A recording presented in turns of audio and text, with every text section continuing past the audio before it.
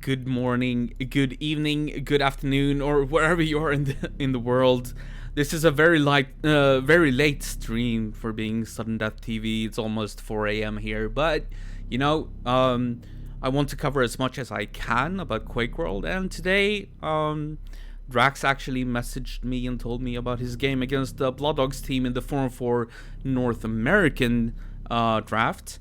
So I mean, I gotta cover it, you know. So we're gonna be watching some North American Quake, combined with Australian, of course. And today I have a very special guest, someone most of you probably didn't expect, but I gotta give a warm welcome to you, dude. Rusty, welcome to the stream. How you doing? Good. Thanks for having me, Andy. Yeah, yeah, of course, dude. Unexpected indeed, right? Yeah, yeah. The unthinkable alliance. Right. And Nico actually picked it up on the very first guess, actually, when he asked for tips, and I was like, the unthinkable alliance, and he was like, it's Rusty. I was like, shit. No. Yeah, but so to talk a little bit more about you, of course, the European scene knows you as a North American player, but you're from Canada and you've been around for a long time. How's the North American scene doing, really? Like, of course, I because of the time difference, I can't cover as much as I want to of everything going on in the North American scene. So, how's it going for you guys? Can you tell me? Oh, I think it's going pretty well, actually. We've had, since I came back, I generally with Quake kind of play for, I'll play for a year and then kind of previously, the scene dies out, or it's kind of the same 6 guys that are playing, and we just get tired of playing the same 2-on-2, so kind of eventually one of us wanders, or we stop coming around as frequently as much. And so I've been back since I think October of 2019 or September. Blood Dog messaged me and said, you should come back, like try and get Dusty back, try and get Bogo back, and it kind of just snowballed from there. Once we kind of had a few of the main guys back and kind of sent some feelers out for some of the more, the OG guys, they came kind of, rolling back. And I mean, we still see that with some of the guys like Darkside and guys that I didn't even know back from, 2002 when I wasn't active, that, guys like Dustino and stuff, and they have they're posting their screenshots like crazy and kind of throwing it back to memory lane. So it's awesome. So yeah. So like, were you around like QuakeCon 2016 and shit like that, or were you gone at that point? I was gone, but I kind of came back maybe like 5 days before. Again, Blood Dog, I think it was, messaged me and said, "Oh, there's a QuakeCon, you should watch." And yeah, would have loved to go, but I mean, at 4 days notice or 3 days notice, it's pretty hard to kind of set something up. Yeah, for sure. Pretty evident with the structure there that if I did go, I'd be watching. Had no computer lined up or anything. So, right. And also, yeah, I was around. You live in Ontario, yeah, right outside of Toronto. Yeah. Yeah. So like attending in Texas would also be like quite the trip.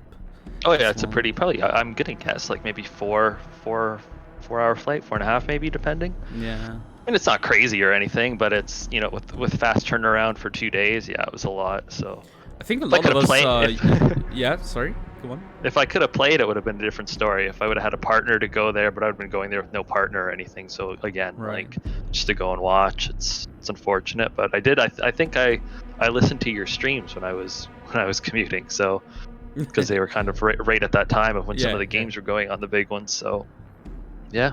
And then I got back into it for a little bit there, and then vanished for a bit again. And I always play FPS games, just kind of when Quake is popular, I'm around. Out of curiosity, like during your break from QuakeWorld, what games did you play at that time? Played a lot of kind of through the early 2000s, like Battlefield. I play a lot of Apex Legends still, just like fast FPS games. It's pretty much all I that's play. Your thing, Yeah. Yeah, I get it. I'm also getting some funny messages from Dirtbox here in the chat. He's saying /vote ban Rusty. That's the first thing that he said. And then he also commented that from Sydney to Dallas, it's a 17-hour straight flight. and That's they pretty crazy. and they still made it to to Oh Dallas. well, I remember seeing them with they had their little portable carry-on computers that they had and thinking it was pretty cool. They clearly had some notice though. Yeah, Not 4 days. yeah. They actually had like a little boot camp or whatever Right. with like Well, and even when I looked for like if I did want to go, it was the main airport didn't even have it. It was kind of like I need to drive 4 hours, take the flight for like so no it shit. was a pretty considerable trip. So that Yeah, was yeah. it was like everything stacked against I mean, it. there's So gonna be more QuakeCons. I'm hoping. for sure. I'm actually talking a little bit to some of the organizers, hoping for a 25-year anniversary. I guess we had the 20-year anniversary, of course, in 2016, the one that we're talking about right now with the $25,000 prize pool. I'm hoping to get them to host another one, 25-year anniversary. So maybe we'll all see each other in Dallas if the pandemic is over and all Right. that. What year would that be? This year then? 20. Yeah, that would be this Yeah, year. this year. Yeah, So not looking too good, I don't think, but no, but the thing is, like, QuakeCon is always in August, right? So maybe if right. the vaccine is like distributed Yeah, well and everything, then maybe. America, you got 6 months. Clean up your act. Yeah, for sure. All right. Right. So let's talk a little bit about Quake and what we're about to see today. So we do have Blood Dog, his team in the 4-on-4 North American draft, versus Dracs' team. Let me list the players. So we have on Dracs' team, we have Dracs, Yeti, Driz, Nico, and Messiah versus Blood Dog, Darkside, Blind Cant, Namtsui, and Kami Bear. What do you think about these two teams? Like, who would you give like the upper hand or whatever? Who would you favor between those two teams? It's kind of tough because I mean I'm going based on the historical data of when they played last time. Drax wasn't there. Blood Dog was on a laptop. It's kind of hard to gauge. I mean, when you're playing, it's like when you say sports, this team beat that team, so this team should be able to beat that team. It doesn't always add up, right? But No. I don't know. I mean, Blood Dog by far, I think him and Yeti are the two strongest players. Drax and Yeti have a lot of experience together, so I mean, they're kind of like, it's almost like 2.5 players there. I think when you're playing against them, you can't really deny that, the synergy that they have. Yeah. It's tough. I'm probably gonna say KHC. Which is Drax's team. I'm sorry. Drax's team, yeah. Kangaroos have chlamydia versus we don't have. I forgot about that. I casted some game of theirs before, and then I mentioned that freaking kangaroos have chlamydia or whatever. Koalas. Koalas, right. Wait, is koalas Australian thing, or isn't that? Yeah. No, they're the cute little like brown, small bears tiny or bear whatever? thing. Yeah. Drax is saying it's a factual team name.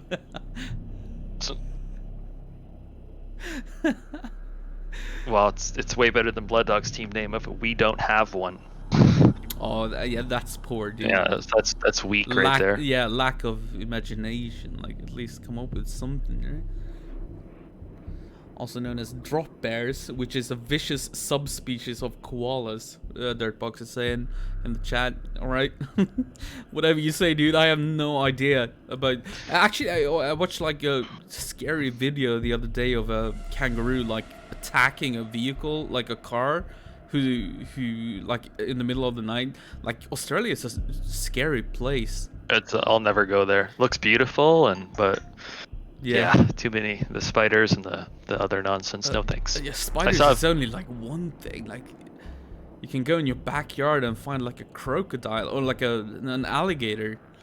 Yeah, I saw a little while ago. I sent it to them. It was a kangaroo smashing on these like a glass door at these people's house, and the thing just looked like it was about 6 feet tall and just muscles muscular, all over. like built. Like they're ripped, dude. Yeah. Like I don't think they have like what's it called? Like the fat underneath your skin, kind of like monkeys, you know? Like they don't have that underskin fat or whatever you call it, right? So their muscles are like so visible, like they look ripped. Right, more pronounced. Yeah, more pronounced. Yeah, it's kind of crazy, and I never they're knew that. so scary.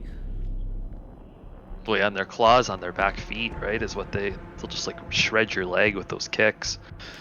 Yeah, I read somewhere like I read some like meme page, right? Like Australian tips or something.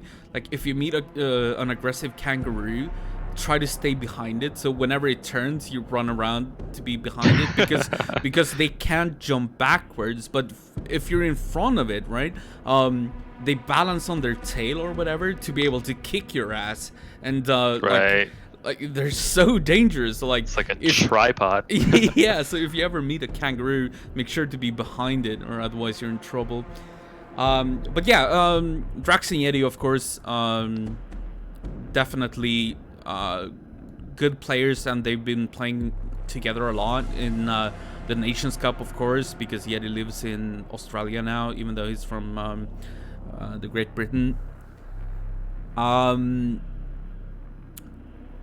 But still, it hasn't even been a year, I think, because I think Dracs returned in February, and I should know because he's bugging me about updating the freaking wiki about himself. So I think he's been back since February, but I think that's kind of when they started playing. I don't know if they played together earlier than that. All right. We're also gonna get on QTV here, so Yeah. I don't know too much about the AU scene. The main guy that I've ever really kind of run across, and because he was a little bit more involved, was Dirtbox, unfortunately. But yeah, I didn't know yet he was British. yeah, he is actually. I don't know why he moved to Australia, but is that why him and Lord Lame kind of seem like they're similar? probably. But Lord Lame isn't British though. Like he's Irish, you know. They're outside of. They're more ornery. Well, I don't know about that, but like they don't want to be considered British. Like, we're Irish. That's why UK and Ireland were like, you know, they didn't just want to call themselves UK because it's a different country or whatever. They didn't want to like meddle with each other, especially after the whole Brexit stuff, you know. And yeah, I don't know. Sensitive times. Yeah, for sure. What's the auto track command here I need to run, Andy, so I'm synced up with you? Well, auto track, and let me see. Is it demo auto track or MVD auto track? I think. Oh, how do I know? I don't actually know that. I'm just running it like on the go. Is there any way I can check? Well, I enabled them both. I just don't know if there's an additional command or not. I don't even know what the difference is, to be honest. I do know that my buffer time is 0.5 anyways. That's the only thing that I know. The QTV buffer time. Okay. 0.5, yeah. So QTV _ buffer time. I think we should be synced enough. I don't think there's gonna be any issues. No. Alright, so the players are getting onto the server. Nico with the wrong KHC, koalas have chlamydia name. He's got it in orange. But apart from that, we're just about to get ready, so I'm gonna turn off this music in the background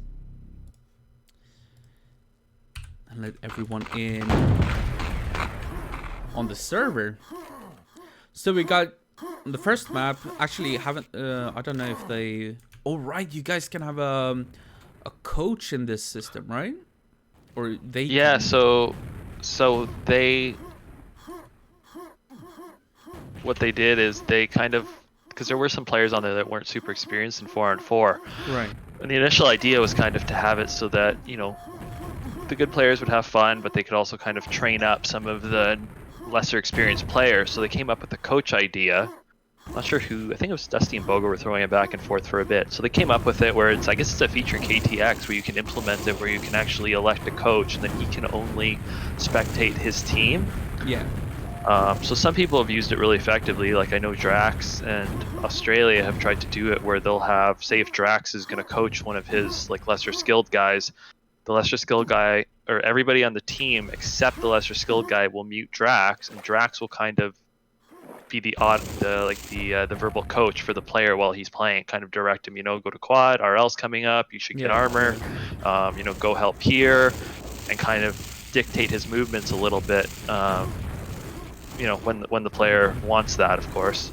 And it's huge. I've done it with some of the guys that we play with here and have heard positive things. Like they feel it kind of gives them a sense of direction versus just running around with a shotgun for 20 minutes, and it gives them an idea where I think one of the common things is, as older players, a lot of the stuff that we do without even thinking about, it's hard for us to train because we don't realize that newer players need the basics from day one, 4-on-4 basic things that we do, like in a fight, take the health so that the guy with the RL doesn't have it to recover with. He's got to go elsewhere, and maybe your teammate can finish him off along the way. Stuff like that. It's just what you do. Maybe just a simple thing like on DMT, for example, if you get a telespawn together with an enemy, what you want to do, apart from like boomsticking your enemy, you want to remind the guy to try to go for the health pack, because if you get that health pack, you're almost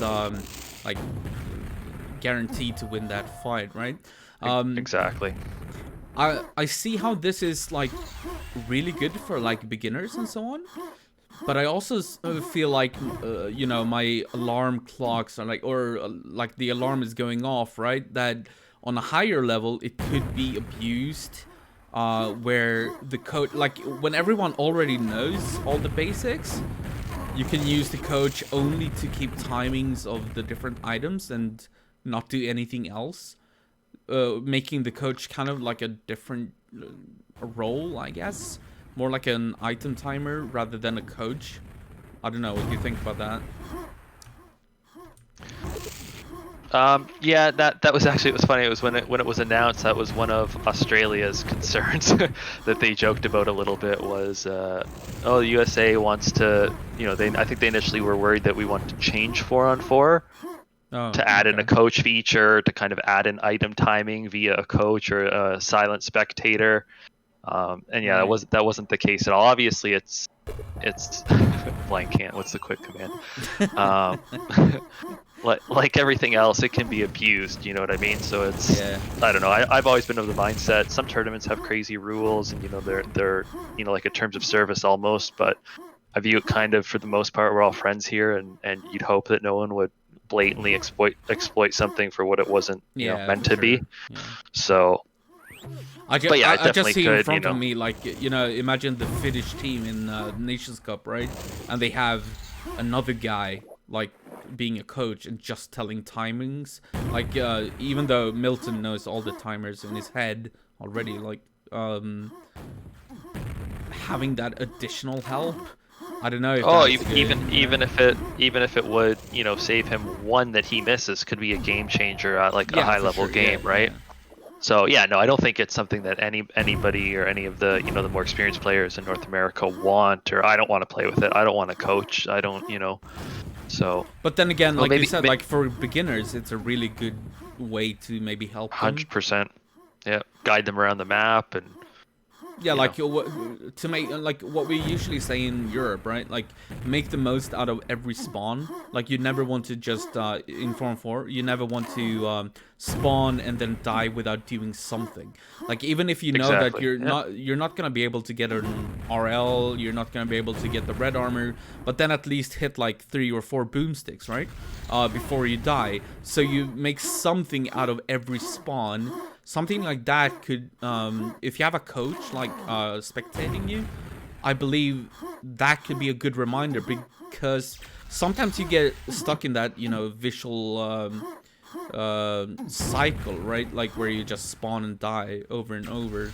which is something you always want to break, but that's like a very common mistake amongst beginners. 100%, and I think it's something that when you watch a new player, you can really tell their experience, like if they're against better players, because they typically just spawn and head, you know, they'll head right for the RL room, and they'll keep doing that, even though that, you know, we as experienced players know, you know, it's going to come up at 30, 60, and then, you know, it might get delayed a couple seconds throughout the game, or the odd game where, you know, people just forget about it. But to have those timings kind of dictates your path to success to getting it, because, you know, if you just go there with no health, you're typically going to get boomstick, you know, or you're going to go away with it with 4 health and get taken out by somebody else. So yeah, I was specking, I spec'd one of our like really new players a little while ago, won't mention his name, and did that on E1M and did that on E1M2 with him, which is probably my weakest map, but kind of, you know, for a player that typically doesn't know what to do 4-on-4 and just kind of runs around, and you know, if he finds a weapon, he found one, but with it's not due to his planning or anything, and kind of just directed him with, you know, getting armor, making use of the nail gun, and I mean, his score was, you know, twice what I think it normally would be. He said he had a lot more fun, and I've since heard back from him saying, you know, I played a game and I did what you told me, and, you know, I killed this person and I did this, and he sent me the demo and told me what time to go, you know, and you can see it in action, and it's like, that's rewarding for me when you can see a newer player, right? And I don't think, and I think that's something that all the experienced players in North America are willing to do. It's just kind of whether or not newer players are on board with listening, taking that advice, and kind of thinking about it afterwards, because that's truly how you get better. You can play a million 4-on-4s, but if you're not evaluating what I did this game, my failures or my success, you're never going to learn from it. You're just going to keep doing the same thing every game, whether it's good or bad. Yeah. You also mentioned E1M2, and I think that's a really good map in general to learn 4-on-4 and how it's played, and the team play that goes into it, right? Because first of all, like, of course, there are like important parts of the map that you need to control, but if you compare it to like DM3 to me is, oh shit, we're actually going live. Okay, they don't want to listen to us anymore. Okay, so we got Nico, Yeti, Dracs, and Driz versus Blood Dog, Dark Side, Namtsui, and Blind Cant. Oh, we actually see the first Pent going to... Okay, so they split power-ups. The first rocket launcher actually died straight away, so no rocket launcher on the field. And they split power-ups. The quad also went down immediately. Okay. But talking a little bit more about the team. So we know Yeti and Drax, of course, have been playing together for a while. We can also see on their ping that they're playing out of Australia, just as Blind Cant is from the other team. Namtsui successfully got the second rocket launcher, as he should when you get the Pent on DM3. But tell me a little bit more about Driz and Nico, if you can. Yes, I don't know Driz too well, to be honest. I know that I think he lives out in the west coast of, I'm gonna guess, LA because of his 12 ping, but yeah, I don't know him too well. I know I think he's Australian originally, right? Yeah, I think something like that. And we also just saw Nico, I think it was, drop a pack on the quad spot, or someone drop a pack anyways. I think Driz picked it up afterwards. Of course, in 4-on-4, you never want to drop packs if you can avoid it. Okay, so yeah, I think Driz is Australian, I believe, by nature. Yeah, so I don't know too much about him, but I know a lot of people have said that he's like very competent in 4-on-4, and I've seen some of his scores and it's been impressive. Like, he doesn't really play too often with us, at least, anyways. Yeah. He was their second pick, so right after Yeti would have been Drax's following pick. Okay. I guess Drax, one of these Australians. Oh, and he's actually gonna go down now. Yeah.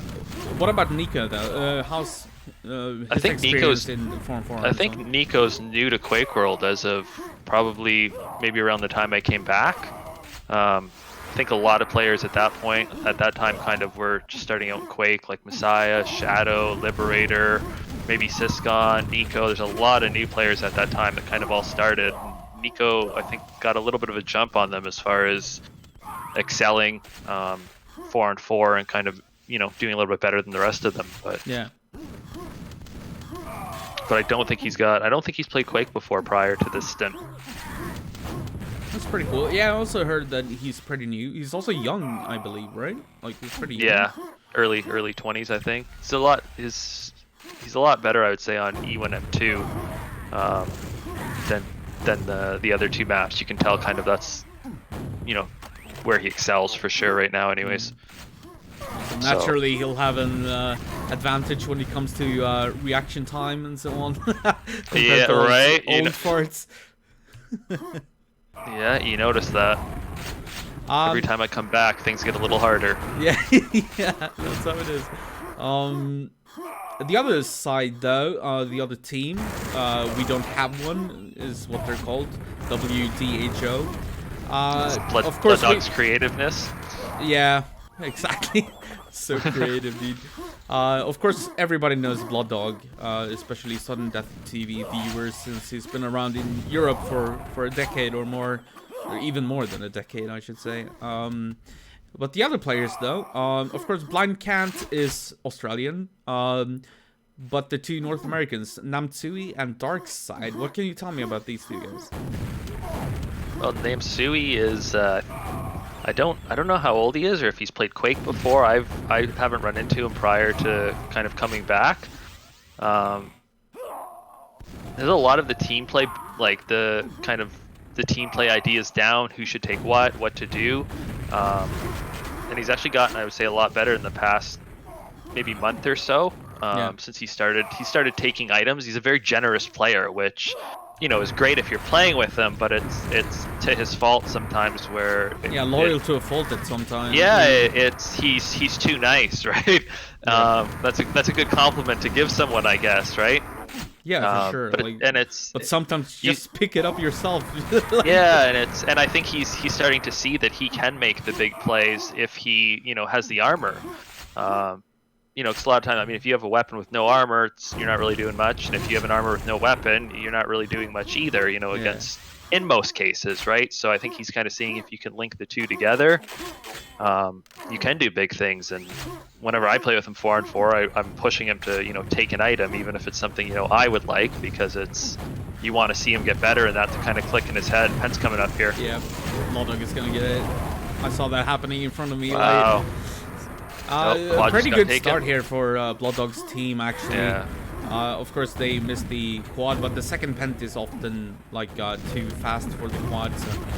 Yeah.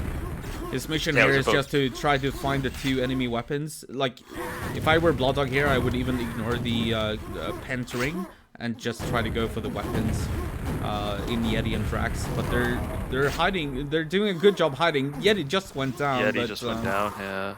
But Drax is still alive. He's hiding out at SMG. Oh my god! That's not good. Oh, Blood Dog. You'll hear about that later. Yes, he will. Alright, what about Darkside, though? That's the last one we didn't really talk too much about.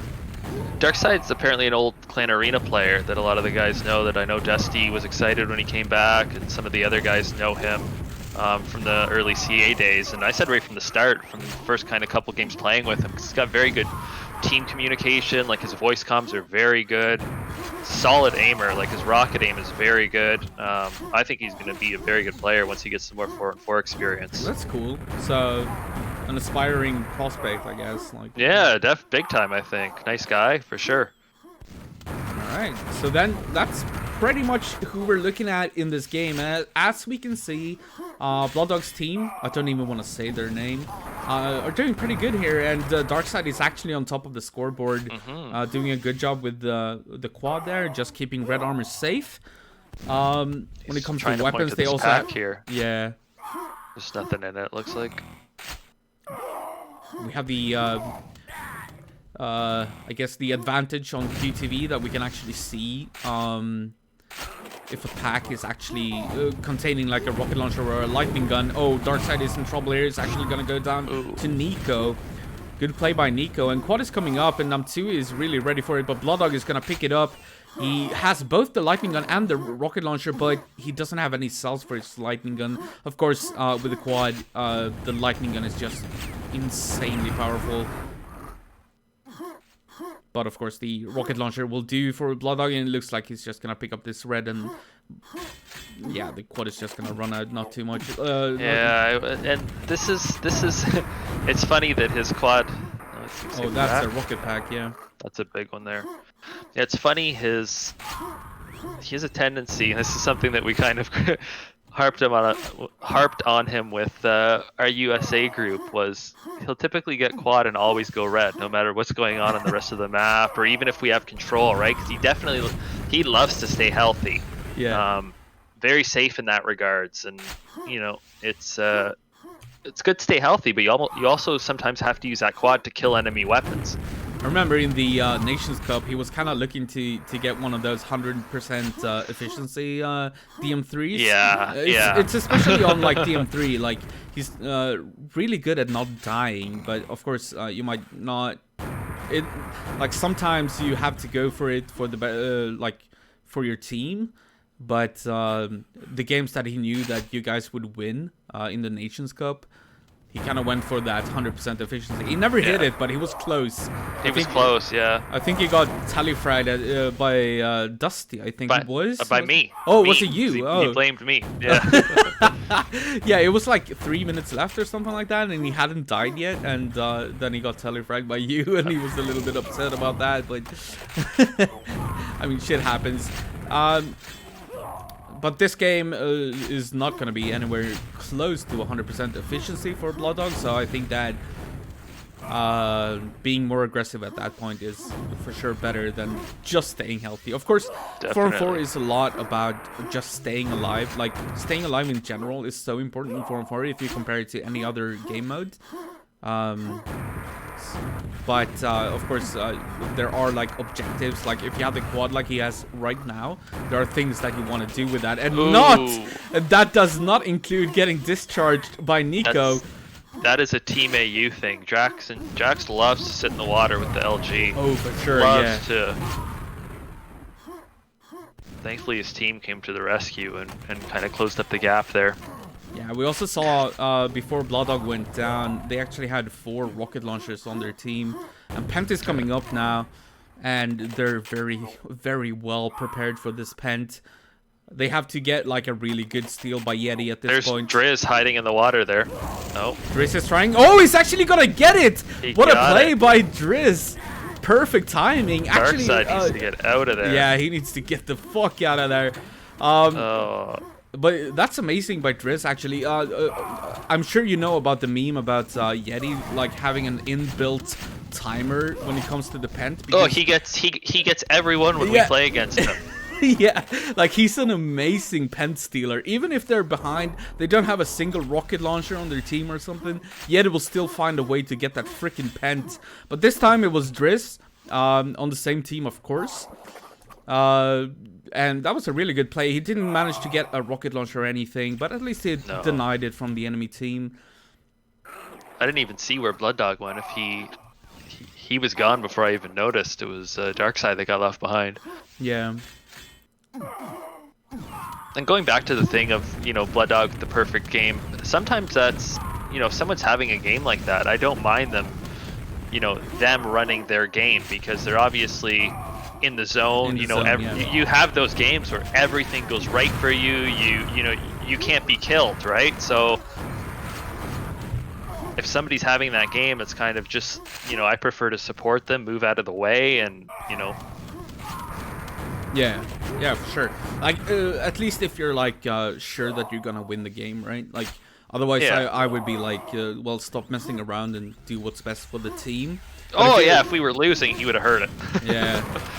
Also, Dirtbox, if you're still in on the stream, could you please allow that message from Lava18? I don't want to... Oh, thank you, Dirtbox. But yeah, like if you're sure that you're gonna win the game, then like go for it, because it could be an amazing, like, not only is it nice for the player, but it's also a nice demo and like a nice, especially if it's casted and streamed.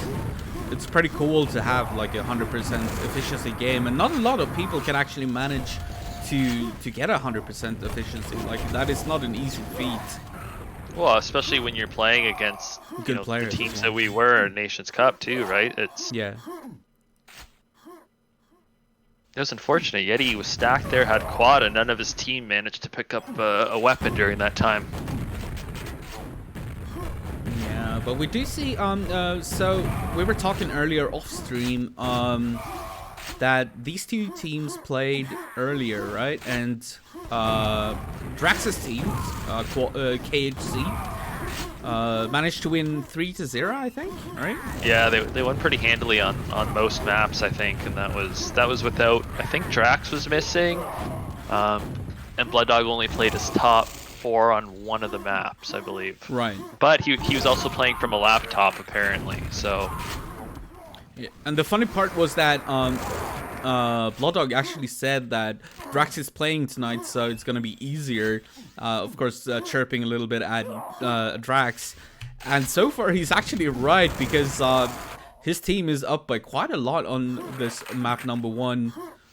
Are all these games best of 5? By the way, I'm stupid for not knowing that already. No, they play all 3 maps. Oh yeah. So The point system, yeah, they work off the point system.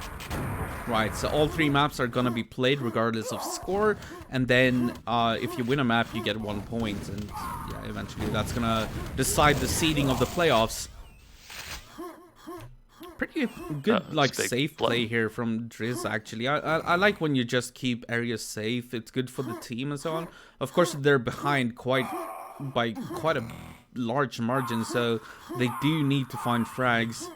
Yeah. Well, I thought that initially that he was playing it safe, but then he actually went and they killed Blood Dog's, I think it was RL or LG at RA, but none of his teammates managed to grab a weapon. Like, it's been this is also the dream, by the way, on TM3. If you can be in the position that Driz is right now, a full red armor, a full mega, like 42 cells and 69 rockets, like, it doesn't get better than this on TM3. This is where you want to be, but of course they need to chase for frags. At this point, they're down by about 60 frags. Oh, what a big play that was.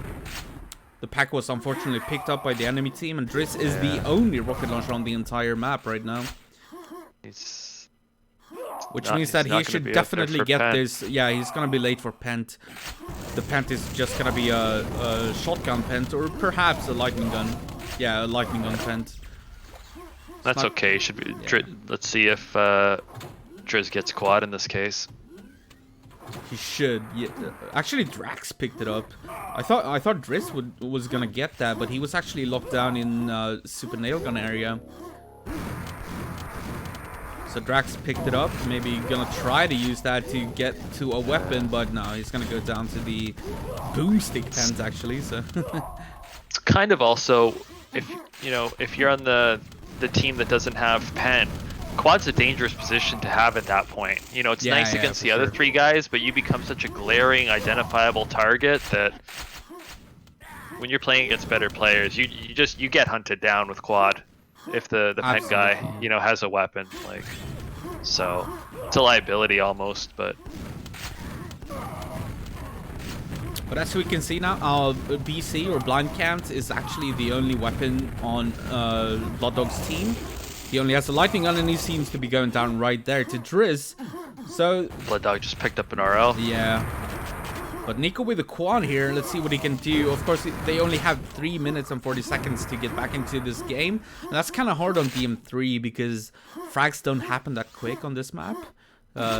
Especially not compared to like DM2, which is your guys' speciality, if you ask me. The USA team on DM2. Whenever you guys are in control, you're so good at locking down the map. The only issue I saw from you guys was whenever you were not in control against some of the better teams like Sweden and Finland. That's when you struggled. But against every other team, whenever you guys got control on DM2, that was insane to watch. And frags happen so quickly. I saw you guys get like 100 frags in 5 minutes, which is amazing. But that doesn't really happen on DM3. But it wasn't enough. No, true. Yeah, our game against Sweden was actually very close. I think it was only 30 frags they beat us by. Yeah. It was actually I was way more surprised at Finland's game on DM2. I thought we would have much better than we did against them. Yeah, I mean, it was kind of the inverse. I think we did decent on DM3 against them, which I thought we would, do better on DM2 and not as well on whatever map they pick. Is what it is. It's definitely my best map by far. I think you guys have such a good setup for that map, where correct me if I'm wrong, but like from my point of view, when I was spectating and casting it, you guys, whenever you guys get into control, you have almost like set positions. Like you would maybe have like water, right? And Dusty would have telly, and then Blood Dog would be running quads if possible, and Bogo would have like the back room, right, at Red Mega. These are team secrets, Andy. I can't give them away. Yeah, well, this is just what I've seen. No, like from spectating you guys. It's super obvious. Our ideal setup is exactly that. Dusty on telly, me supporting him like at water. Yeah. And then Blood Dog running quad, or me following up quad if Blood Dog can't, and Bogo's just a pain in the ass in the back room. Yeah. Like and timing every second rocket that launcher, thing, right? It's unreal, his timing combined with Mega and RA, and if you die, he can tell you exactly when it's coming up, what to get first. Like he owns that side of the map single-handedly. It's pretty crazy.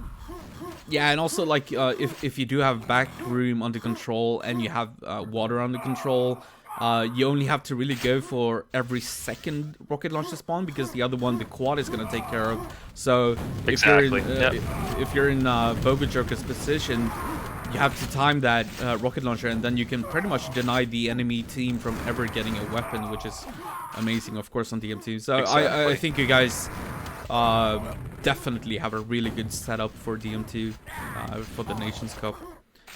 And I'm sure you guys are gonna do well in the next Nations Cup as well, especially on DM2. Fingers crossed. Yep, but looking at this game, we only have 20 seconds left, and it's pretty obvious that Blood Dog's team is gonna win. Blood Dog having a pretty good game. He's on top of the scoreboard, and well, actually, Darkside impressing me quite a bit here when it comes to the scoreboard, at least. BC is right up there as well. Namtsu just behind, but the final score is going to be 186 to 152. Still pretty close, but the control never really like went into favor of KHC. They never felt close, so to speak.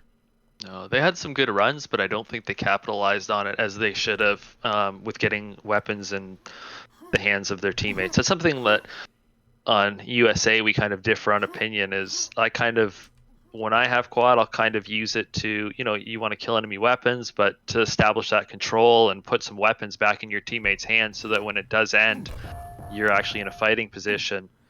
Absolutely, I'm of the same. Yeah, because I mean, it's what you can otherwise you're chasing frags. Sure, you're gonna get 10 kills with the quad, but when it ends, you're still the only RL. So it doesn't. Yeah.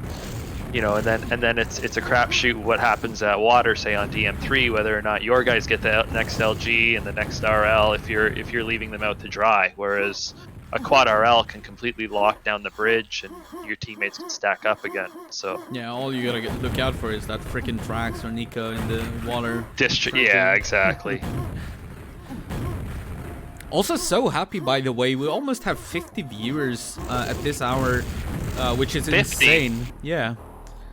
Which is insane. But map number 2 is coming up. 1 point goes to Blood Dog's team. The second map is DM2, of course. And then we're gonna get to see E1M2 after this as well. But here we go. So the start of DM2 is always interesting. So Yeti's gonna get the first rocket launcher. Drax is gonna trick jump up to the quad, and they actually get both rocket launchers. This is actually a full start for Drax's team. Drax is gonna go down with the quad, but still, they did get both the rocket launchers and the quad, which is considered a full start on DM2. Out of curiosity, who do you think would, making a comparison, Drax's team to the USA team in the Nations Cup, who do you think would be where? Like, what would their job be on this team? Oh my god, that team kill. Oh, you mean in comparison? Probably. Yeah, like who would take which area, so to speak. I haven't teamed with Yeti too much on voice. I know Dracs is very, very vocal, very talkative. He's big on the item timing, so probably him in back room, Yeti on quad, and then Driz and Nico kind of splitting up Telly between them and Water. Yeah, that actually makes sense to me. That's probably what I would have said as well. I could also see putting Yeti in the back room. Yeah, 100%. So whichever one I think has probably got the better handle on the timings there in terms of that's kind of the real skill that you need in that and can handle the swarm. Yeah. Anyways, we saw Blood Dog actually pick up the quad, which is kind of surprising and actually a mistake by KHC. They shouldn't allow Blood Dog to get in there and get the quad without a weapon even. But we do see two rocket launchers on Team KHC against the one on Dark Side. And Yeti is actually in trouble here, but from Dark Side, they're actually going to trade. And that's one pack actually available from Dark Side that he dropped. And it looks like Drax's team is going to get that. I think they got the pack, and Nico is going to pick up the quad. Pretty low here, but what you actually wanted to do, like, oh, that's a good kill. Oh, I actually don't agree with picking up that pack. Of course, it's pretty low. But, right now, once he started getting shot in the back, yeah. I mean, Drax was right at Tally. It would have been a quick come, but yeah, that's one of my faults is I hold packs way too long. Yeah, your health also, of course, plays a huge role in that. Like, Nico was pretty low, so I don't blame him for 14. Yeah, I don't blame him for picking up the pack, but it was also like one of these packs that are so easy to save for your teammates. Like, if the enemy drops a pack in like water around the spawns, it's very, very risky to leave that pack because they might just spawn it and kill you right off the bat. But in path, it's kind of easy to save it actually. Yeah. Well, and I think they were in a good enough position. They had 3 rockets as well, so he could take it.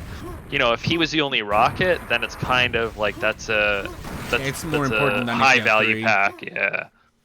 And now they actually have 4 weapons, so this is a brilliant start to this game for Drax's team. Oh no, Nico! No, how do you lose that? Oh my god! Right? Was he 200, 100? I think at least. Yeah, he got buckshotted to death. Yeah. I mean, of course, it's scary to use the rocket launcher when you have the quad in close combat because you might just kill yourself. But still, that was a bit surprising. I wouldn't have got that close to him. Exactly, you want to keep your distance and use the rocket launcher. Especially if you're on decent ping. Like on higher ping, I understand it, but Nico is playing at, what is he? 84 ping. So. Yeah, you start feeling it around there, I find. Yeah. I know you Euros feel it at 32, but true. I'm good up till about 80, and then it kicks in. So let's see what Yeti can do with this quad. He's actually, he's gonna get a beautiful kill on Blood Dog, who actually had a rocket launcher, by the way. He just killed Nico with it, so that should actually be a pack in backroom. I'm not sure Yeti realizes. Oh, he's gonna be a boomstick into the lava quickly, but he's gonna make it up and pick up all the power-ups in the backroom. Okay, it wasn't a pack, but the low rocket launcher is up and he's trying to save it for a teammate, but they actually already have 3 rocket launchers, so I don't think you need to save that. And the enemy team doesn't have a single one. They have 2 yellow armors, and that's it. Blood Dog trying to block Yeti and force him into the lava. He takes a little bit of damage from the lava, but that is perfectly fine. And Yeti seems to be taking the role of Boku Joker at this point, being in the back room. Yeah, you could see the scramble there. And I know with the high ping, that's something Yeti says it really sucks, is getting flooded or getting... How the hell did Namtsui make it to the quad? Man, look at that. Alright, they just lost all their RLs. Yeah, like, I have no idea how Namtsui made it to the quad, but he did have... Oh, okay, Yeti. Just for good measure, like, why not kill a teammate? Right. No, but that good play by Namtsui. Also got a rocket launcher out of that. I don't know if it was a pack or if he picked it up at high RL, but For a brief moment, he had a rocket launcher. If nothing else, he did, well, steal the quad from the enemy team. But KHC are still vastly in control. Like, this is their game to lose at this point.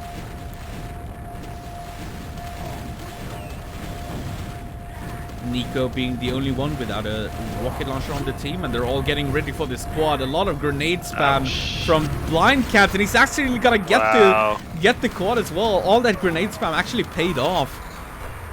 He's gonna delete one enemy rocket launcher at least. Still 2 remain, but of course it's kind of hard to kill people with the grenade launcher, but he's doing what he can. Positionally though, this is really good. He actually managed to I actually don't agree with this. I don't agree with this. No, not at all. Because he won't win that fight against Dracs unless he hits like an amazing grenade, right? But he actually secured like the water area and the telly area for his team. I think he should have stayed there and kept that safe so that the next high rocket launcher would go to his team. Instead, he went low and tried to take a fight, pick a fight against Dracs, who had a rocket launcher. And you're never gonna win that when he has the high ground, unless, of course. No, he need to get in his face if you want to have a chance. Yeah. Yeah. Or hit some freaking amazing grenade or something. Some blood dog nades. Yeah. But Yeti's gonna pick up the quad. This should be a pretty safe road for Yeti unless he does anything dumb. He doesn't. He only has 2 rockets though, so I don't think he can actually attack low. Yeah. He's gonna need to get some armor and. I want someone to open for him, and it looks like. Well, good for him, because the rocket packs just spawned, which he desperately needed. And now he's stacked like never before. He could actually go for the low rocket launcher here and deny that from the enemy team. Oh, he's going to take a lava bath. Oh. So he's going to have to back off. His timing was actually pretty good for the low rocket launcher. He would have been there for the spawn. But the lava bath kind of slowed him down a little bit. Yeah, the Quake's hardest jump, right? Isn't that what they call it? Yeah, hardest jumping Quake. Hey, Yeti doing a good job here. He's just playing safe, not doing anything like fancy. He's just doing like the right things. Take a look at the scoreboard. Yeah, Yeti also way on top of that scoreboard. This is a hard fight though, but oh my god. He's missing so many rockets. Of course, he's playing on 155 ping, so you gotta give like a little bit of. I don't know how that guy, like Yeti, especially. I always say, I don't know what ping hacks the guy has. I'm convinced that I'm convinced he lives in LA and he spoofs his ping, because I fight with him at water. Yeah. And I could, I ping 77 to LA, and it's like we're same ping or he's less than I am. I don't know. His lag doesn't function the same as mine. I have a much harder time dealing with it. So. Yeah, he's definitely gotten used to and is playing a really nice game almost every night on such a high ping. Us Euros don't know how to do that. Trust me. Well, Locust does, but that's because he can rely on his insane LG. But that's mostly for duels. Yeah, I was watching him and Bogo Joker play the other day, and yeah, the LG, right? The LG that he was pulling out against Bogo Joker, like who's also easily our highest shafter here in NA, was, I mean, Bogo was shafting him I think 38, and Locust was still pulling out 42 or 43. Like it was. I think Locust was one of those players that benefit the most from the anti-lag change when that was introduced in like 2009. Like he really benefited from that because he relies so much. Like if you like go through how he plays the game, he relies a lot on angles and using his lightning gun, and it really works, especially on high ping. Like people like Locktar and so on that are more flashy in their play, like their play doesn't really work on 155 ping. Like, but Locust really does. Like his play, and Bogo Jokers for that matter. Like his play also really works on high ping. Yeah, I'm not really much of a demo or oh my god, watcher in that sense, but wow, that was a beautiful boar.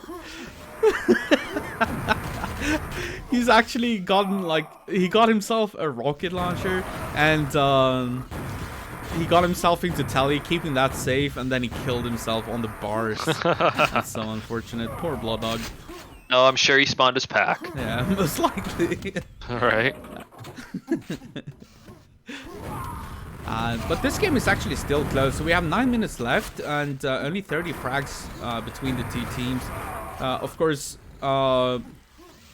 as we talked about earlier about like USA and their in the Nations Cup, how quickly frags can happen on DM2. Oh, Nam2 is in trouble here. They actually had 3 rocket launchers for a while, and Blood Dog just picked up another one, so they still have 3 rocket launchers, except that all of them died. So BC is actually the only rocket launcher at this point for their team. But they were on the verge of making a comeback, but that was quickly stopped by Team KHC. Looks like Blood Dog's starting to turn it up here a little bit. Went from dead last to that is a top tough of his team now. That's a tough pack to drop. Of course, it's because of the ping, but we just saw Dracs drop a very unnecessary pack. And all of a sudden, look at this.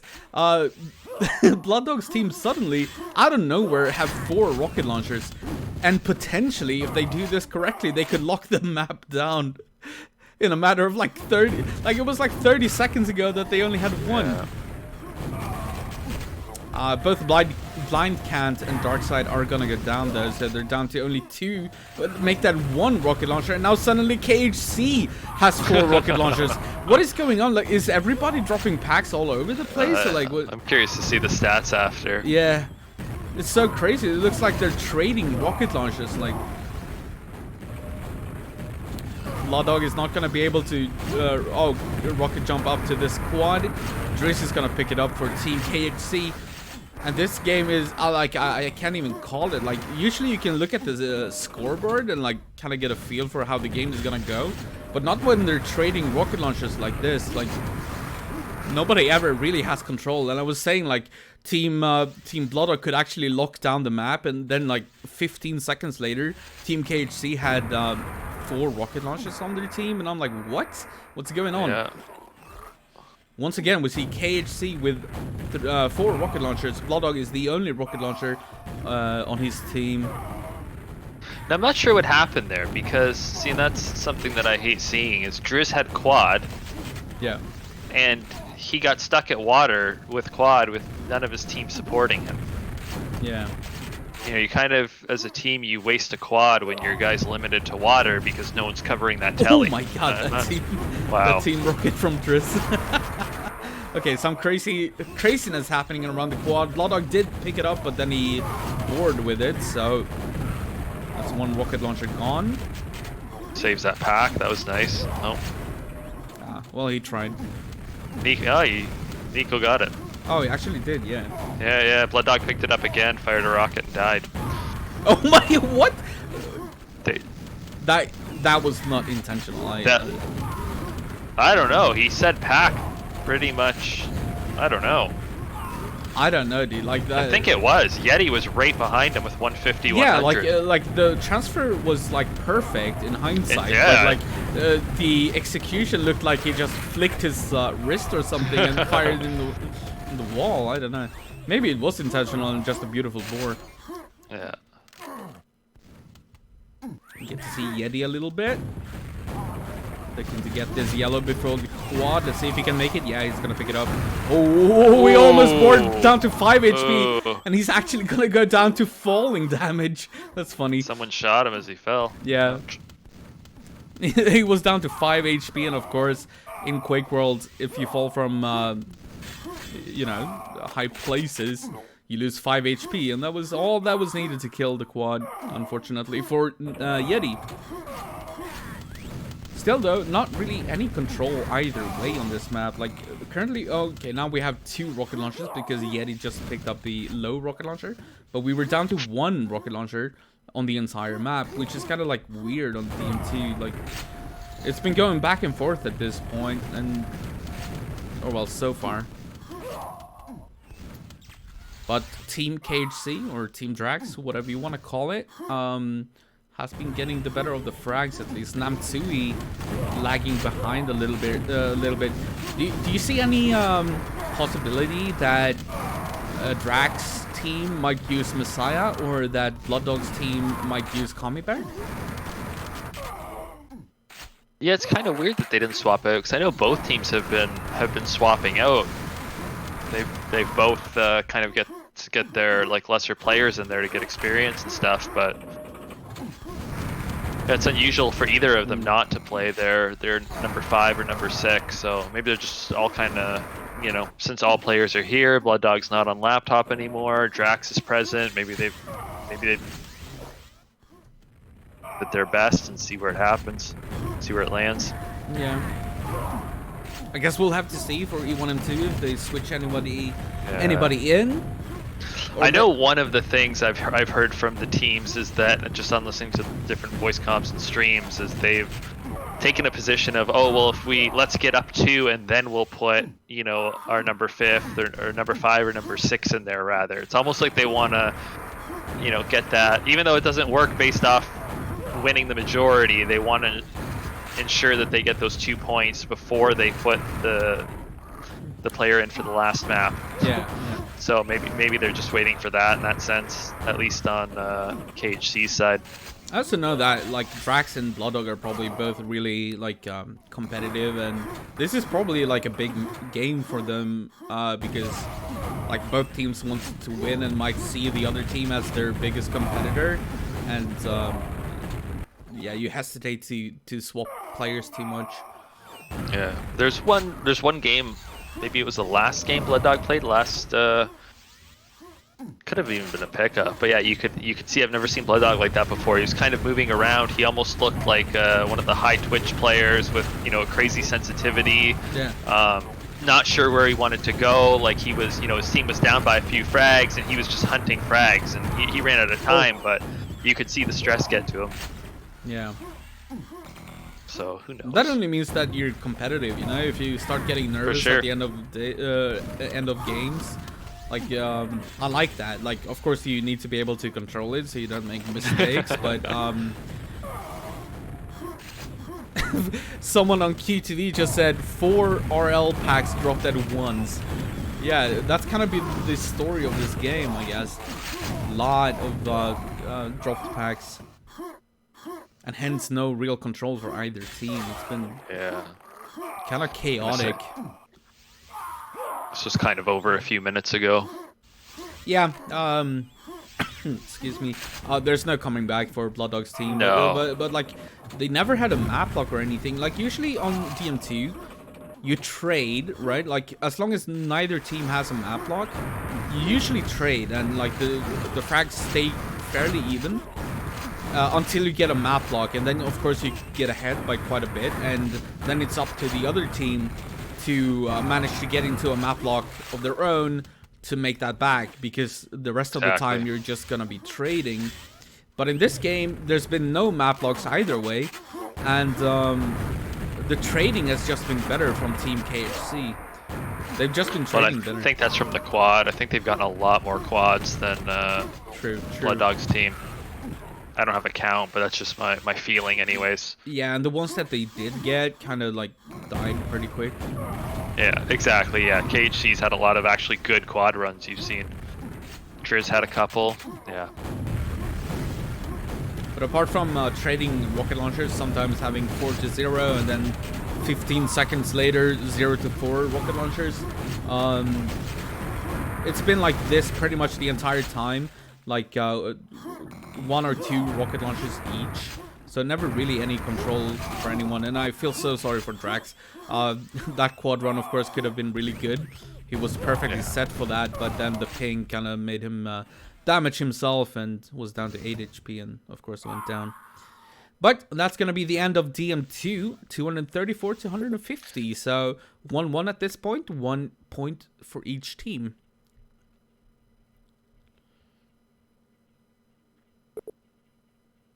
So we're gonna get to see E1M2 next. Anything to add about that? DM2, like, it was pretty chaotic in my eyes, but yeah, and I think when talking about the lock, I think it's a lot harder to lock kind of when you have,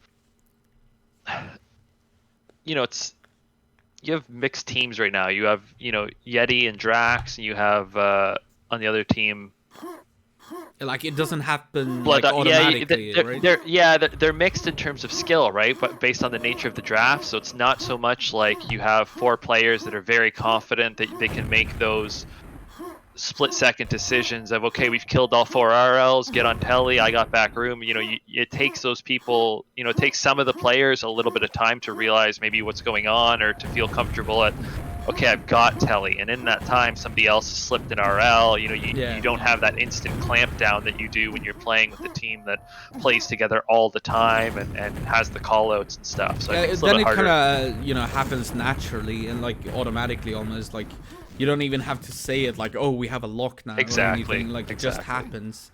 But for these guys in a mixed team, it might be a little bit different. So you see Blood Dog maybe swapping a player here. Perhaps. Maybe it's time for who was it? Commie Bear. Blood Dog dropped, 14 RLs. Oh god. Yeah, we do see Commie Bear. So Commie Bear is gonna be in for E1M2. Yeah, I'm actually gonna scroll up as well on this stream to look at the Most of the guys got 6, 6, 6, 6, 5, and 8, and there's Blood Dog up there with 14. I'm sure if we ask him, he'll say it was strategic. Yeah. They were strategic drops. And on top of the 14 dropped, he also transferred 3. And it doesn't have to be, like, the way it works is it doesn't have to be intentional, right? He might die and the teammate picks up his pack up, and that counts as a transfer. So in actuality, he dropped 17. Perhaps some of those transfers were intentional, maybe not, but he dropped a lot of weapons. Oh yeah, that's a huge amount. Actually cool to see, like Dracs, for example, with that ping, he only dropped 6. Yeti only dropped 6. That's not bad, considering no, that's that very ping. impressive. Yeah. It's really hard to not drop packs if you're on that ping. Like, I've only played a couple of times in my days on that kind of ping, like mixes or whatever. But it's really hard to not drop packs. Like, it's so easy to lose it. Oh my god, Commie Bear is gonna miss the first rocket jump for the Mega. And actually, I'm not sure what happened there, but Commie Bear died, but Darkside got his pack and got the Mega.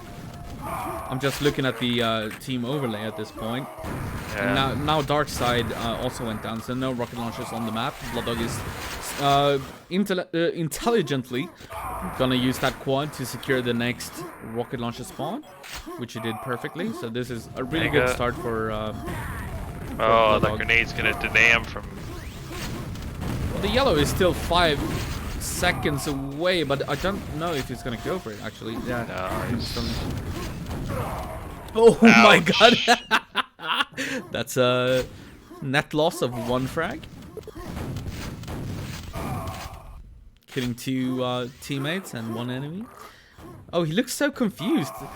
Blood Dog, he's... like, he knows what to do. He's so experienced in this game. Like, if he only, you know, waits for a millisecond to think what he's supposed to do, he would know.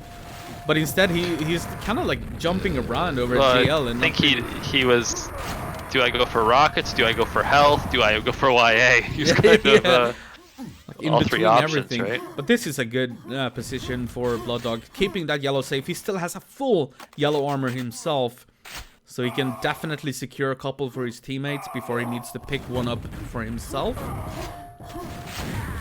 Now E1M2 plays out very interestingly because sometimes if you're the yellow guy keeping yellow safe, you might not even want to go for the quad. Sometimes you just want to survive because the quad is likely to die very quickly on this map. Actually, Blood Dog going down there, he was trying to make it out alive, but didn't manage to. He hung around a little bit longer than I think he should have. Yeah. The quad, like I just said, is likely to die, and that's exactly what happened now. And BC, well, I like that, using the grenade launcher in the end there to make sure that you don't drop a pack. Tried to give himself a chance to get out with the RL, but if not... Yeah, and also... E1M2 is Also, if Go you ahead, hit sorry. that grenade, like, he might make it out alive. But even if it doesn't, he's only gonna drop a grenade pack, which is so much better to drop than a rocket launcher. Get to see Dracs a little bit here. Yeah. Oh, he's carrying. Oh my god, I get so annoyed every time people get hit by the spikes. That annoys me to death, dude. I don't know how much you know about the European scene, but I've been for a long time like one of those, you know, trick jumpers and race players and so on. Done a lot of bunny hopping and so on. And I actually try to teach people how to get through those spikes without ever taking damage. It's actually so easy. So it triggers me to fucking death when people get hit by those spikes, because they actually deal quite a huge amount of damage. Like, you don't want to get hit. Oh my god, that's very bad. Okay, a lot of things going on. In the end of all that, Dracs ended up with the only rocket launcher left. But he's down to 34 HP, so he's in a little bit of trouble. Oh, 5 HP now. Ooh.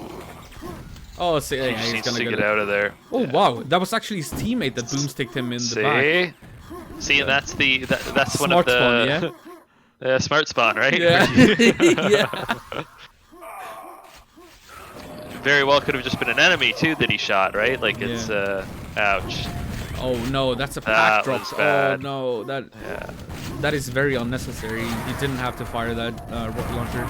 Of course, you can't really predict that you're gonna be hit by a freaking grenade, but yeah, it's still quite I don't know, unsafe kind of play. And what is going on? Kami Bear as well gives it up just as easy as he got it. Yeah.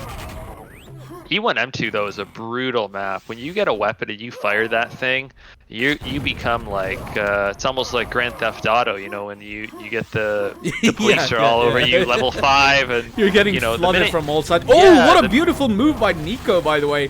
He actually rocket jumped when he exited the, like when he came off the stairs. He fired a rocket into the floor, and that actually projected him to the yellow armor straight away. That's actually beautiful. More people should utilize that move, because usually what you do is that you jump down and you end up on that one staircase, like below the yellow armor, right? That's where you end up, and you have to do a manual jump to get to the yellow armor. But doing it the way that Nico did just then actually gets you the yellow armor straight away. That was a beautiful play. I don't think it was intentional, but it's still beautiful play. Well, it's not a bad idea, because I mean, you're going to take damage from your rocket jump, but it's probably only maybe 20, depending on how high he is from the step. Yeah, and I mean, if you have a little bit of armor, it's even less. Like, it's not gonna well, be yeah, and I mean, if you think of if you landed on that one step down from the top, you're going to take 2 boomsticks before you get the YA anyway. So. Yeah, like I said, I don't think it was intentional, but it's a beautiful play, and more people should try to utilize that if they have enough rockets. Of course, rockets, rocket ammo in general on E1M2 is pretty like you're often starved, so to speak. Drax loses an RL there. I don't know. I would have pushed that. Did you guys ever get to play, did you play Finland on E1M2, or what maps did you guys play? DM2 and DM3. Ah, that sucks. We played Sweden on E1M2. That was the one where it was very close. We were winning up until I think it was like 17 minutes. Oh, yeah. Dude, I remember that game. Raquette had that insane last 3 minutes. Where he stayed alive all the time. Yeah, he didn't die. He killed everybody. It was one of the best E1M2 like finishes I've seen from someone. Yeah. Yeah, but the reason I asked was because I wanted to go back to that feeling of being hunted and being like, whenever you play good teams on E1M2, if you have a rocket launcher, you better be fucking ready for a huge flood of enemies trying to kill you. Totally.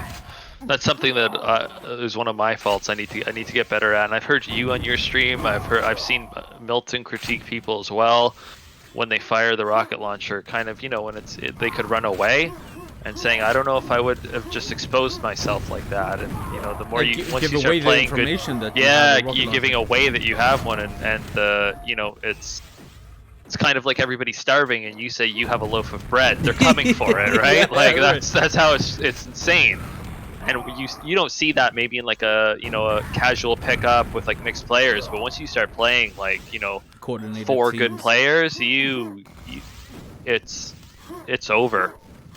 Yeah, like it's really dangerous. Like if you don't have armor, or maybe the mega, you don't want to give out the information that you actually have a rocket launcher, because the immediate call on their voice is gonna be, okay, their enemy, like there's one, on high levels you always know like how many rockets there are on the field, right? So if you know that the enemy has one rocket launcher and you fire that rocket, if you're not safe, the enemy team is immediately gonna like announce that to their teammates, and you're gonna get flooded.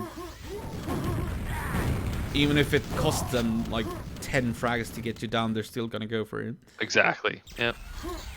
Blood Dog's on a tear here. He's probably just killed 15 people while we were talking. Yeah, and actually looking at the scoreboard, that really shows he's only died 11 times as well, and that's the Blood Dog survival thing.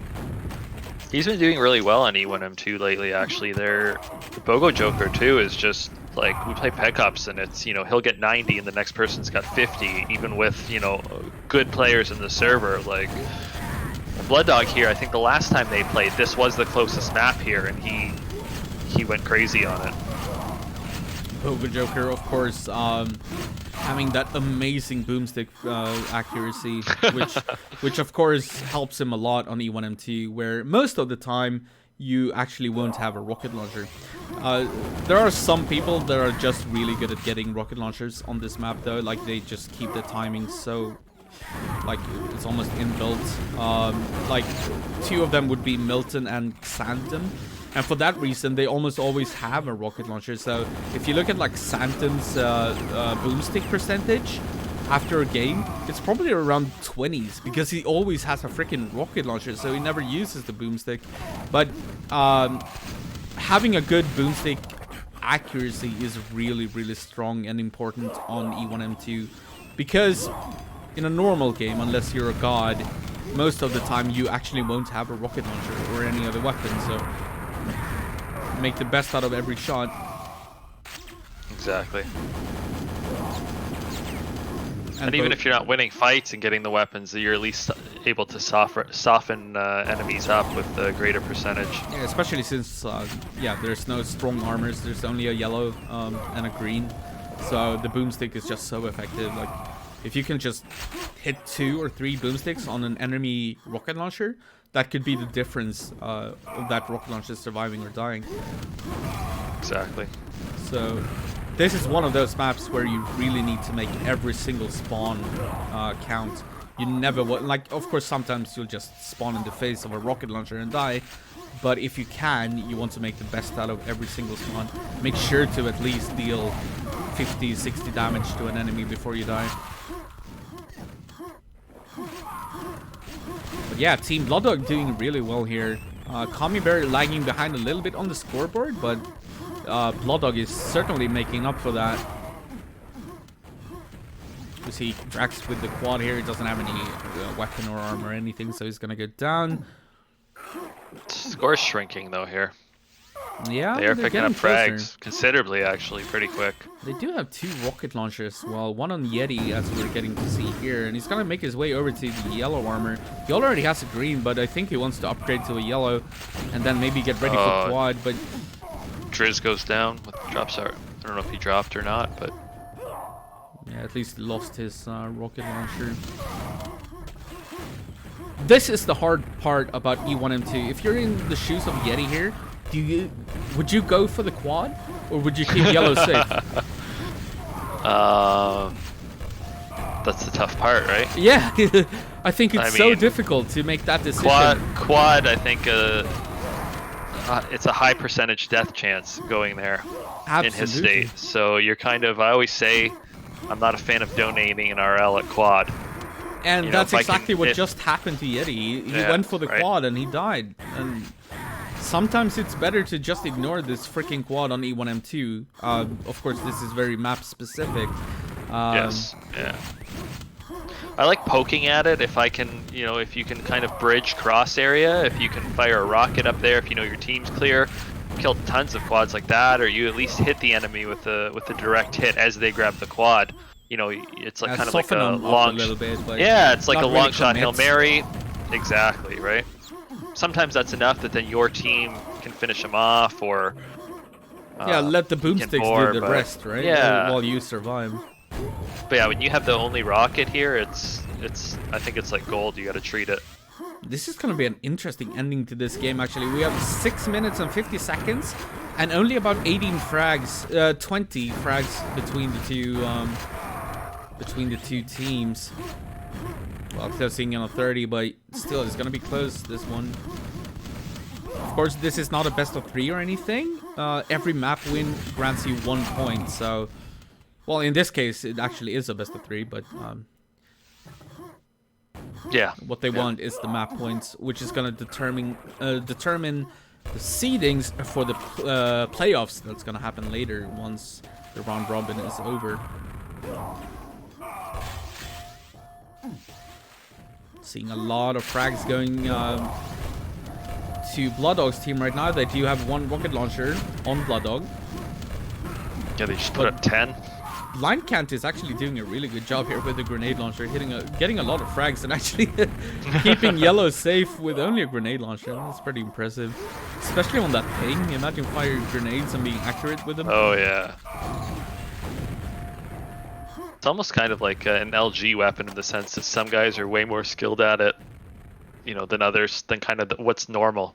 Yeah, I'm not sure what Drax is doing here. He's kind of hiding, making sure that Bridge was safe maybe before exiting. He does have a rocket launcher, which he obviously doesn't want to lose that, so he was spending a little bit of time at start. And yeah, this looks like he's talking to Yeti, asking Yeti to attack first, and then he comes in after that. Actually a beautiful attack, and he's actually going to pick up a couple of rockets, but he's going to go down to Blood Dog. Good. That was just a good play, just bad timing. Yeah. But it was obvious that Drax and Yeti were communicating there. Drax wanted Yeti to attack first into the yellow armor. Oh my god, that team killed by Blood Dog. That's beautiful. But yeah, Blood Dog just won the eventual fight, like straight up. So. He came in pretty healthy, I think, as well. Yeah. Oh, I like this play by Blood Dog, by the way. When you have a rocket launcher and the quad, this is a super good move to secure the next rocket launcher for your team. And there you go. Communist Bear is going to pick that up. And suddenly you have more rockets for your team on E1M2, and that's just a beautiful play. I love when people utilize their rocket launchers to get more weapons for their teammates. Something I always say, Andy. Always. Yeah. When we have team talks, you know, you gotta... Same thing when we talked before about when you have quads, you gotta utilize it to kill the enemy, but you also gotta leave your team in a better position when it's over, right? And I think that was my main complaint here when we played Russia, was every time I'd go to the RL room, there was 3 of them in there. One with RL, 2 waiting, you know, and it was every time, and you couldn't get a weapon all game. Yeah, and it's kind of hard to kind of rely on enemy team dropping weapons. Like, you need to pick them up yourself as well. Like, you can't count on them dropping weapons. So, if they don't drop any weapons, where else are you going to get any rocket launches from? So, you kind of have to help your teammates. It's really boring. Like, when you have the quad, you want to go on a frag streak. You want to get like 10 kills in a row or something, and you want to look flashy, and it's way more fun to do that. But the better thing for the team sometimes is just to help them get some stuff, whether it's a yellow armor, a green armor, or a rocket launcher on this map, especially. Exactly. Yep. So we see the frags actually, the frag difference expanding a little bit here. Blood Dog's team actually getting the better of most of the fights. You get to see BC here with a rocket launcher getting a team kill, but that's to be expected with that ping. It's like I saw a clip the other day of Dracs where he bored on DM3, and he actually reacted on his stream before his rocket even fired because he knew that he was gonna board. Like that's how big the ping is. A lot of players don't realize when you play, like, you know, we played 155 a lot in Nations Cup. Yeah. And against 155, it's not a problem. Some guys say it's laggy. To me, I kind of forget about it after, you know, like 2-3 minutes because I'm not getting hit by low latency rockets. But when you're 155 and you're getting shot by guys at ping 30 and 40, it's you teleport. It's not even logical how you move when you get hit by them. Yeah. Yeah, that clip was just so funny because, like, Drax had a rocket launcher and he was firing at a spawn, and there was a teammate there, so he actually fired on his teammate and bored on his teammate. Oh, the one at DM3YA. Yeah, exactly. Yeah. But even before the rocket fired, he reacted on his stream and was like, oh god, and, like, you know, started you know, complaining about it. But that was even before the rocket had fired. Like, he knew. Oh my god, that grenade from Blooddog getting 2 kills. Yeah, he's been. You could tell he was at like 80 frags. He kind of picked it up and stopped playing for items and started playing for kills because he wanted that 100. Yeah, he's currently on 103. Yeah, this is a beautiful game for Blooddog, and you might definitely be right when you said that Blooddog has been looking hot on E1M2 lately. Considering Kami Bear is actually lagging behind a bit on the frags, it's actually important for them that Blooddog is having such a good game. Well, you gotta keep in mind too, it's Drax's top 4 versus Blooddog's 1, 2, 3, and 5. Yeah. So that's... But this is a complete turnaround from the previous game that they played when Drax was absent. Where Drax's team won 3-0 convincingly, even though maybe not the top lineup for Blooddog, but obviously Drax wasn't there either, so... Yeah, I think this was actually the lineup that they... Just checking here. Oh, they played without Darkside. They played Laptop Dog, Blind Cant, Kami Bear, and 303. So their lineup was actually... much worse in that sense because you picked up 303 instead of Darkside, which there's, you know, it's and they lost only by I think around 40, so they actually did pretty well there. Well, congratulations to Team Blooddog, or We Don't Have One, which is their name. Looking at the at the stats, of course, Blooddog winning pretty much everything. Really nice boomstick percentage from Darkside. I have to say, that's impressive. 54.5. It's not up there with Boga Joker, but almost. Like, it's... He gets some of the awards sometimes. Maybe not when Bogo's playing all the time, but every other time I'd say he's up there. Darkside for shotgun. That's really good. I want to look at the other players as well. Of course, we had Darkside on 54.5. Blooddog with 52.1. I usually... use this system. Like, if you're above 30%, that's okay. If you're above 40%, that's really good. And if you're above 50, that's amazing, right? So Darkside and Blooddog both amazing according to that. BC with that ping, 50.2, that's also amazing. And then Kami Bear lagging behind, that's an okay accuracy of 34.1. And for Team Dracs, we had Driz on 36.7%. Nico with 49, he was very close to being on that amazing level.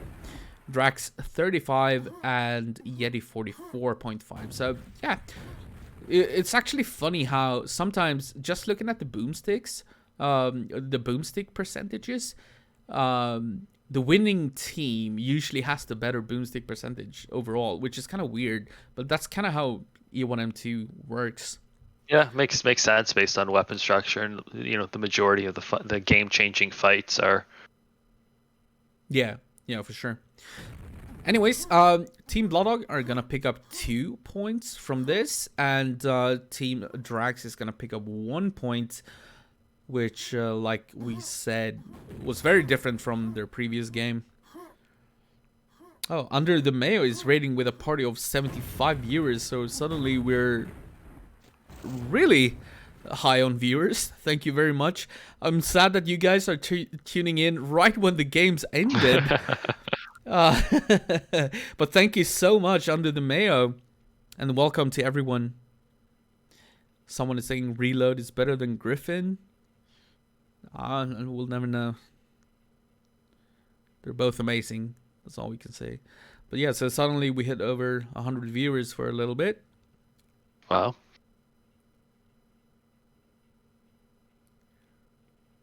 Yeah, who's the best Andeh podcast ever? Streamcast, yeah. Streamcast.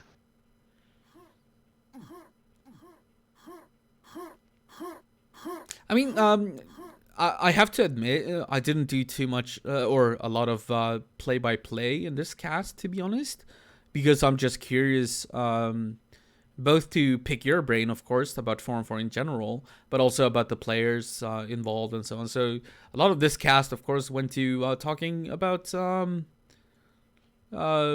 players and 4-on-4 in general. But I hope you guys enjoyed anyways, even though we didn't do too much play-by-play and so on.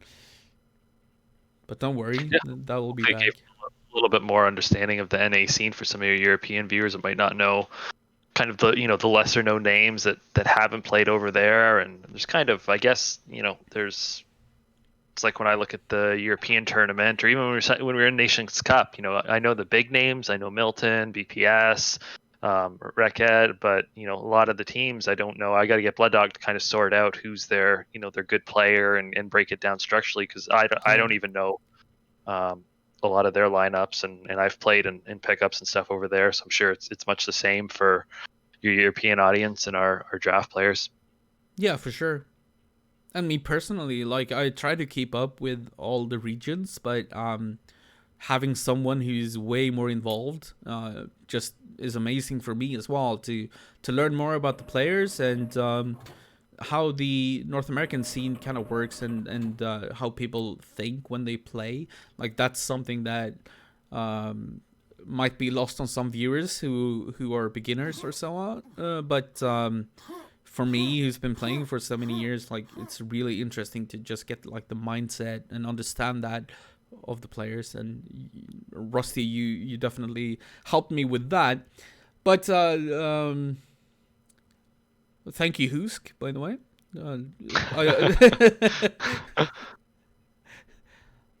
I thought it was great as well. We got to see some North American. What? Continue. I've never done a cast of any sort, so it was my very first time. So. Well, you did great. You just, I mean, it's natural, right? It's not. Just gonna wait for my movie contract to roll in now, Andy. Yeah. But of course, this is gonna be uploaded to YouTube as well, so that the Europeans can get a glimpse of everything going on as well. Of course, it's 5:30 here right now, so not a lot of Europeans on the stream. Also, thank you, Shadow, for tuning in. He's also saying thanks to Rusty. Great stream. Oh, thank you. I'm surprised we had so many viewers here, given it was so late at night. And yeah, usually like I've done a couple or a few, maybe 2 or 3 casts in the middle of the night European time, and usually it's a viewership of like 10 to 20 people or something like that.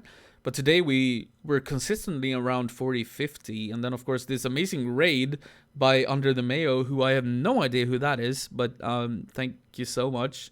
And suddenly we peaked above 100 viewers, so that's amazing. And that's without a single European viewer, so. No European viewers, wow. Well, at least no one has spoken in the chat that I recognized. I would assume most are American or North American or Australian, so. Amazing viewership for this time of day, for sure. Well, what was different this time? Well, Rusty was on that. I mean that. No, I'm just kidding. No, it's true though. Like It's one thing to just have me doing play-by-play for, you know, a couple of hours. And another thing when you actually get interaction with another player, and especially one from the region that I'm casting, right? So it really helps me, and it makes it more interesting, I think. It's more interesting than just play-by-play all the time. Definitely adds it's a little bit of backstory too. It's always probably more interesting when you have a little understanding of who the players are or kind of their experience level as well. Yeah, for sure. Dirtbox is asking, any more games? I don't think so. I think maybe the North Americans will play a bit more, but I don't think there are any more official games coming up tonight. No, not tonight. It looks like they're staying on that same server and they're going to do some pickups, it looks like. Yeah.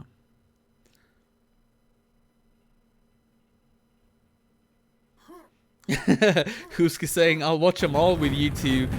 It's like listening to an encyclopedia of QuakeWorld. Yeah. Right. I saw at least one from Sweden and Germany. Yeah, maybe some crazy European is up this late on a Tuesday evening. Probably Racket. Yeah, yeah, true. All right, I'm gonna close QuakeWorld for now and introduce some music. We can talk about this. What did you think about the games? Of course, we spent most of the time just talking to each other and about the scene and 4-on-4 and as a whole. But what about the games? We actually were watching the games at the same time, believe it or not. Yeah, no, they were pretty interesting. There's a lot of back and forth. No one really had any domination until that kind of last 10 minutes with Blood Dog on E1M2. So it's nice to see some back and forth. I would have liked to see both teams capitalize a little bit more on their quad runs on DM3. I felt a lot of them kind of, you know, they went for maybe easy shotgun kills, which is kind of a waste, I think, when you have quad and your teammate your teammates have no weapons. I think the priority at that point is kind of, you know, killing enemy weapons, saving packs, and clearing out bridge so that your team can, you know, secure YA, get YA, and pick up those weapons before your quad ends. Because you always want to try and be better off when your quad ends than where you started, and a lot of times it just didn't happen. And that comes to, again, because it's mixed teams. You know, these teams have pretty much only played together, I don't know how many matches now, maybe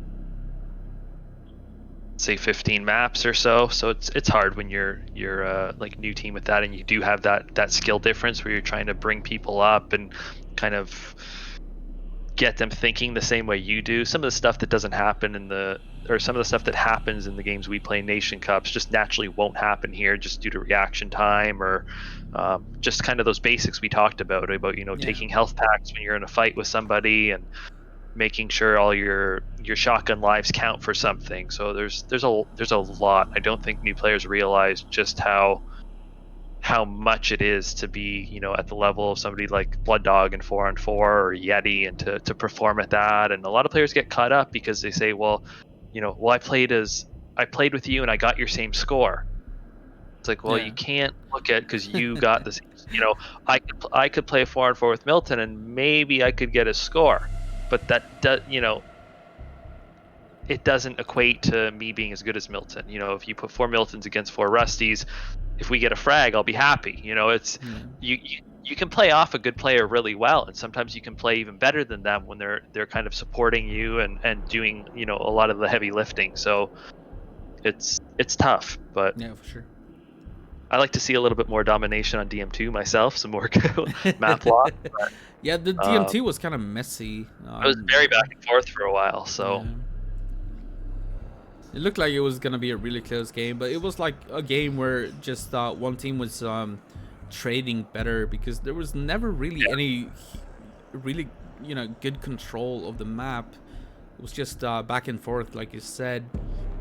And then we had the E1M2, of course. Blood Dog having a really strong game, hitting above 100 frags, which is something some people just dream about, because it's not as easy as it looks to hit above 100 frags, even if you're playing lesser teams. It's still kind of hard to get above 100 frags.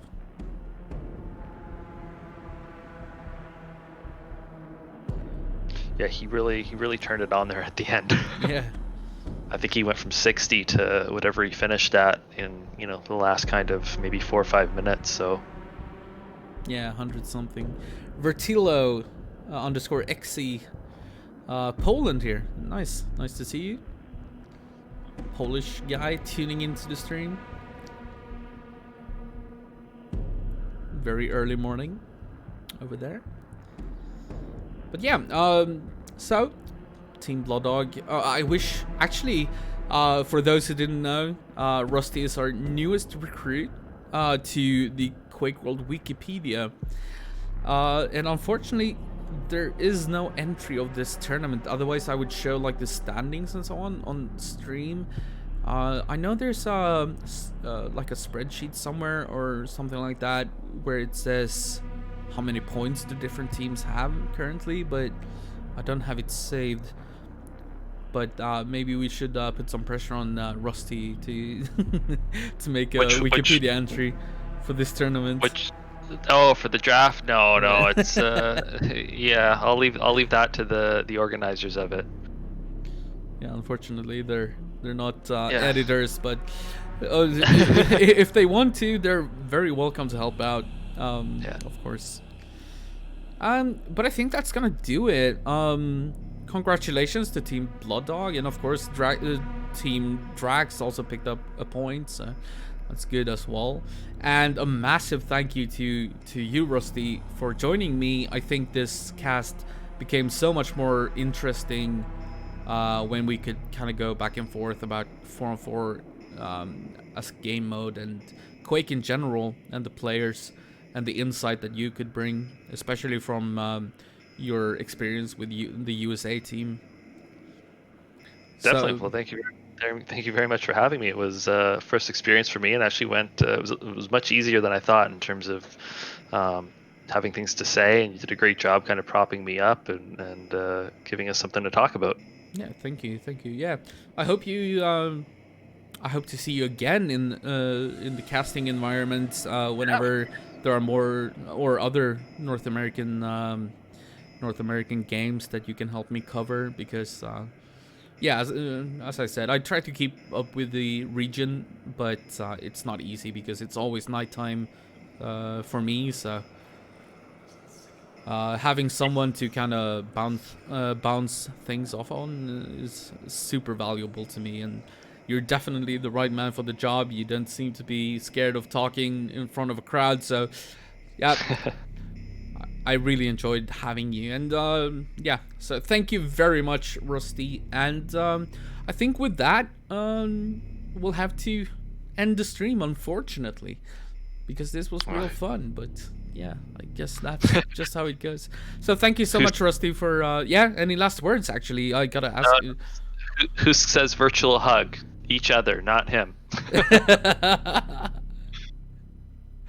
Yeah, no, I good. mean, thank you again, and yeah, it was fun. Yeah, many virtual hugs to you, Rusty. You as well. But yeah, any other last words, especially to the North American scene or whatever? Because I assume that's the majority of the viewers right now. No, nothing. We had some good games tonight. It looks like they're gonna do some pickups, and yeah, hopefully we have some serious games on the horizon. And I think yeah, there might be some streaming opportunities if you're interested in the future with maybe some of our private games. So we'll see where that goes. Absolutely. And yeah, if you're watching the stream, do go on badplace.eu, check the check the servers, go join if they're gonna do pickups or whatever. Keep the scene alive. Thank you so much, Rusty, for joining me. It's my pleasure, really, and I hope everyone that tuned in enjoyed the stream as much as I did. So thank you so much, and I'll see you guys in the next one. We'll see if it's a European stream or a North American stream. It remains to be seen. But thank you, Rusty. Thank you. Have a good night, Andy. Good morning. You too. Peace out, guys. See ya.